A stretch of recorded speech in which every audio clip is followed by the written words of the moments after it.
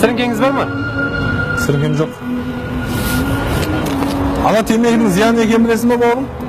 Білем аға. Негізінен бірді үйренген соң тастау қиын екен. Кейде оның зиянынан пайдасы да бар. Қандай пайдасы бар? Бұның пайдасы сені ерте қартайтады. Қартайған пайда ма не? Бұның пайдасы мынада. Сен қартайған соң қоғамға сыйлы адамға айналасың. Қоғамдық көлікке, автобусқа мінгенде ата кеңіз деп саған орын беретін болады. Бірақ сенің ол кезде жасың небәрі 25-те болады.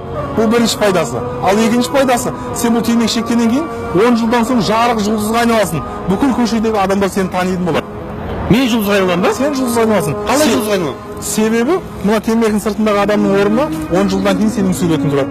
Бүкіл темекі шегген адамдардың төс қалтасында жүрегіне жақын жүресің. Сол кезде сен танымағанда мен танимын. Бұл екінші пайдасы.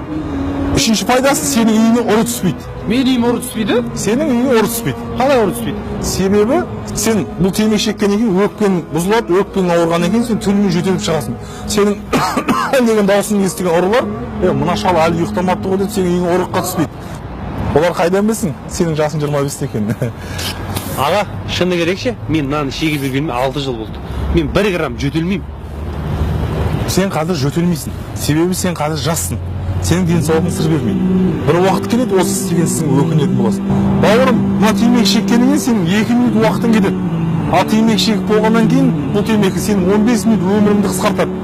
Сен қазір өзіңнің достарың арасынан темекіні шегіп, өзіңше бір мақтанып тұратын шығарсың. Бірақ бұл темекіні мал жемей қойған шөптен жасаған.